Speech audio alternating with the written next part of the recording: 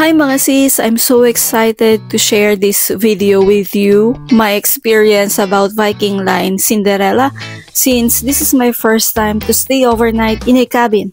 And I also went to Stockholm for a short trip. Watch this video kung gusto nyong malaman kung worth it bang subukan ito. So umalis ako ng bahay ko 2 hours prior the boarding time. It took me around 40 minutes bago nakarating sa terminal.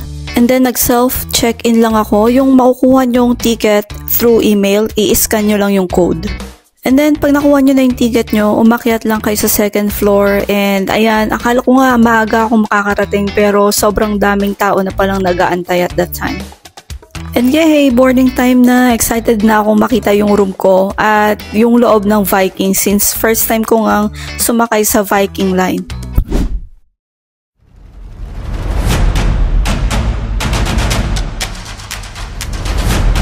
Grabe mga sis, napagod ako kakahanap nitong cabin ko. Ang laki nitong Viking. Sobrang iningkot ko para mahanap ko lang tong cabin ko. And I probably know what you are thinking. Gusto nyo ng room tour, diba? Ang cute, diba? This is gonna be my room for the next 2 nights. Excited na ako. So, ito yung room ko. Hindi naman siya ganun kaliit. Hindi rin siya ganun kalaki. Sakto lang for me since mag-isa lang naman ako. So here, meron akong own trash can, chair, and small table, and a mirror. And also here, I've noticed, I think pwede to for 4 people. Ayan, siguro na ano lang yan, na i-adjust. Ito. I will try. But this is gonna be my bed. And meron pang isa. And I have my own TV. And a small table here again. So, susubukan kong ipakita sa inyo kung maibababa ko siya. Wow! Oh. Look at that. There you go. Meron na akong 2 bed. But of course, isa lang yung gagamitin ko. And I would like to try yung upper deck. I think ito yung ladder pag gusto mo dun sa upper deck. Ayan, may mga extra hanger din.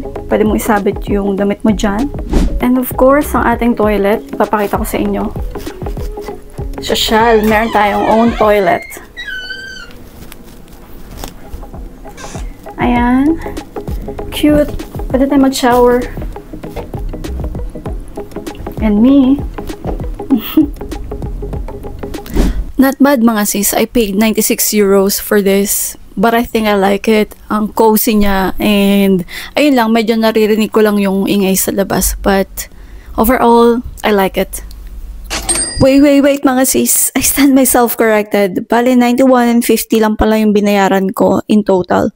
Including na dyan yung 1 dinner buffet and 1 breakfast buffet. And also I paid for the insurance, which is 6 euros. I think we are moving na. But I want to have some coffee. Now, my mission is I have to know kung nasan yung restaurant and I need to explore pa itong Viking dahil sobrang laki niya. And of course, kailangan natin makita kung nasan yung mga shopping area. Mga sis, meron siyang wifi at nakakonect ako dito ngayon. Sabi ko, diba, lalabas na ako pero parang inaantok ako. So, I'll probably gonna take a nap for 30 minutes, ganyan, bago ako mag-ikot-ikot ulit. Hindi ako makatulog mga sis. Nagugutom kasi ako. So, at gusto kong magkape. Hanapin ko na lang kung saan yung coffee dito and kung anong pwede kong makain. Yung cabin ko pala ay located sa 6th floor. And luckily, madali lang naman makita kung nasaan yung coffee shop. It is located at the 7th floor. To be honest, at that time, na-miss ko talaga yung family ko. I wish nakasama ko sila. And of course, hindi natin papalampasin ang pag-window shopping. Ang kagandahan lang sa pag-shopping dito sa Viking or sa Eckerö ay tax-free yung mga mabibili nyong product. Kaya kung may budget ka, i-take advantage mo na to.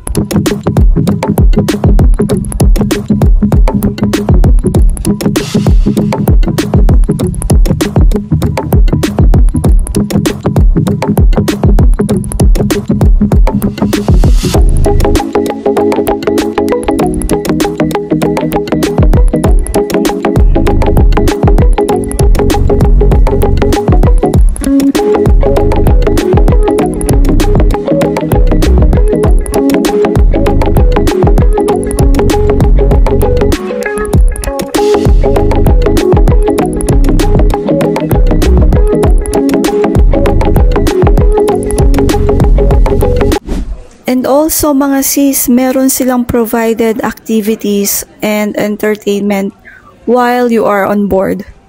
It is really a good idea, no, para hindi mabore yung mga passengers. So, nakapag-ikot-ikot ako, nakapag-kape ako, at nakapag-shopping ako. Kasi naman, papakita ko sa inyo mga sis kung bakit. Alam nyo tong D&G na pabango na to? Sa Finland, nasa 100 euros to. Eto, dito, 40 lang. Kaya, bumila ako dalawa nito. Ang ganda ng pailaw dito. Lakas makapang vlogger. Ayan o. Since 8 o'clock pa naman yung schedule ko sa buffet, mag-chill muna ako dito sa room ko. Magninilay-nilay muna ako.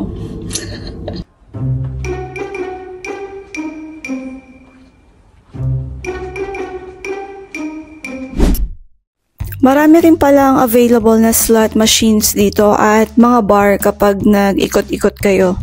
At meron din akong nakitang small casino. And here I am. I chose silence and peace. Charot. But I'm not gonna lie, this view is perfect.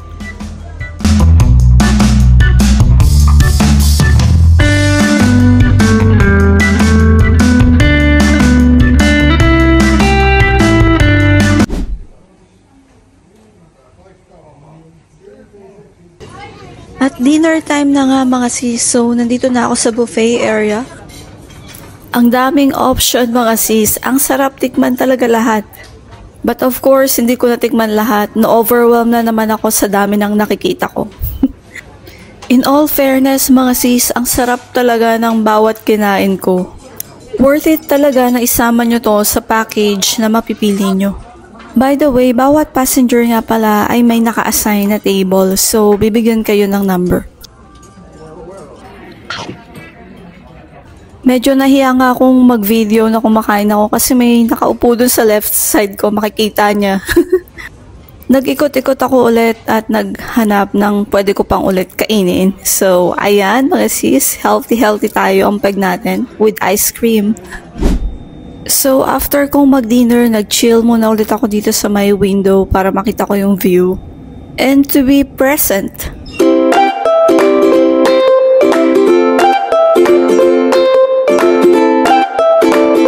Good morning mga sis! So, hindi ako nakatulog ng maayos kasi ang galaw ng boat, napaka-unstable lang galaw niya. And gaya nga lang sabi ko sa inyo, hindi soundproof to. So, kagabi, may mga batang nagtatakbuhan, tsaka sumisigaw sila. So, pagising-gising talaga ako. So, maaga pa, 8 AM pa yung start ng breakfast buffet. So, siguro mag-ikot-ikot muna ako kasi hindi na ako makatulog. Kaya, maaga na rin ako nag-prepare. Pupunta na ako sa breakfast buffet. Nakapila na yung mga tao, so pipila na rin ako.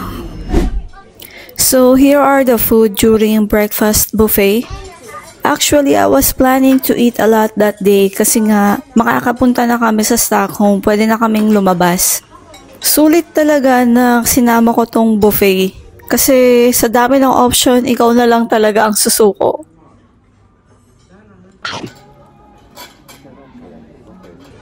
Grabe, sobrang nagustuhan ko talaga yung waffle with whipped cream and chocolate on top. And I also love this sauté mushroom. And finally, we landed on the terminal sa Stockholm. And here you can see how big the Viking Line is.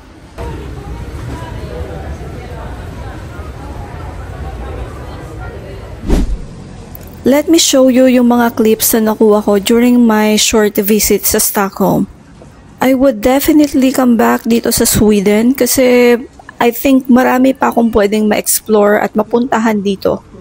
So mga sis, enjoy the view!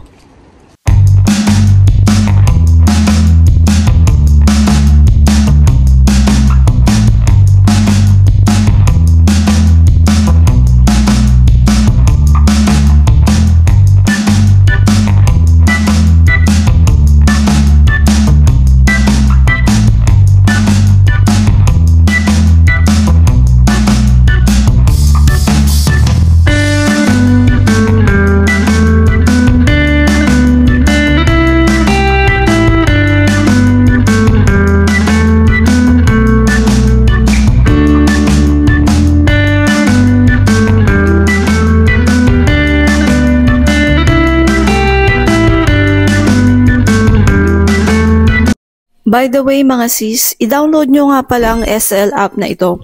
So, dito kayo bibili ng ticket at dito nyo rin pwedeng makita yung mga station kung saan kayo sasakay.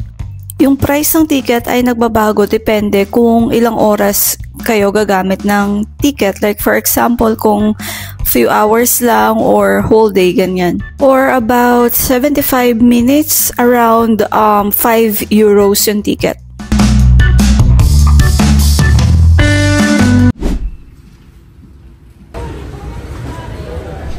Hi mga sis, I'm back from my short tour sa Stockholm, sa Old Town. So kanina, nung dumating na yung ship namin dito sa port, it was raining heavily. Talaga, sobrang lakas ng ulan. So I decided, mag-wait ako lang for about an hour. But still, ang lakas pa rin ng ulan mga sis. And nagtry ako ng Bolt pero walang nag-accept na driver. So napilitan akong mag-taxi na lang papuntang Old Town. Ngayon, yung taxi driver sabi niya sa akin, "Why are you traveling alone?" I said, "No, I'm not." 'Di ba red flag si kuya? I said, I'm not traveling alone. I'm gonna meet my friend." So, normalize lying sa mga hindi naman natin kakilala, no? Lalo na kung nagka-travel kayo mag-isa. I will definitely go back here in Stockholm kasi marami pa akong gustong i-explore. Nakita ko yung mga museum nila, like yung Royal Palace, ganyan. So, kailangan ko ng about a day or two para ma-explore yung mga tourist attraction dito. And hindi sapat yung few hours lang. But, for the experience lang naman talaga na makatulog ako dito sa cabin. So, na-realize ko, no, nung nahihirapan ako makatulog kagabi, what more yung mga nagtatrabaho sa ganito, yung sa cruise or yung mga seafarers natin, yung mga seaman. Grabe yung sacrifice na ginagawa nila kasi kung ako nga isang gabi pa lang yun na parang laging may earthquake. What more pa sila na ang tagal nilang nag-stay sa dagat. So, grabe yung respect ko sa inyo, grabe. Wait lang, may pahabol pa pala akong sasabihin. Alam niyo, nakakatuwa talaga mag-travel, mag-explore, ganyan. Kasi nalalaman mo kung ano pa yung mga capable mong gawin eh. Nakakala mo, hindi mo kaya kasi parang naging introvert ka na. Or sometimes naman, money is the issue. Pero I realize na kailangan talaga nating mabuhay with a purpose para lagi tayong inspired at ganahan sa buhay. After kong magdadaldal mga sis, nagutom ako kaya sabi ko bibili na lang ako ng fish and chips. So after kong kumain ay nag-chill muna ulit ako dito sa my window. Nagmuni-muni ganyan at may nakita akong dalawang nagwa-wave.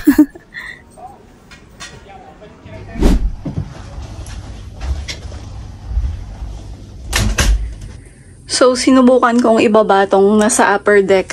So, ganyan yung itsura niya. But still, hindi ko pa rin susubukang matulog dyan. Kasi nga, parang may earthquake palagi.